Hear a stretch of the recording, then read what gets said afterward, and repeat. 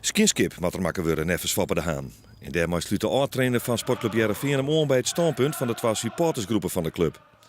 Benammen het artikel in het Hoes en Hoesblad van de club, waarin uithellen wordt naar erevoorzitter Riemer van der Velde stek de Haan. Ja, ik denk van ja, maar dit ken het, want dat is alle bregen te vieren. Zag je net maar meesken om? Nee, als je dan vindt dat je iets doet wat het ken, dan mag je dat terug uit, zeggen ze, maar net zo. Van 1984 rond en mei 2004 wie de Haan succesvol trainer van Sportclub Heerenveen.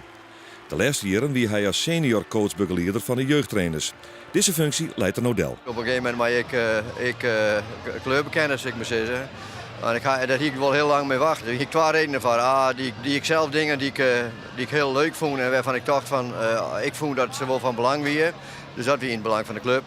En ten tweede dacht ik, uiteindelijk heb ik altijd nog de hoop dat één of twee mensen of drie of jouwer hun verstaan krijgen. Als het ware mij hier versier mij konden te lezen.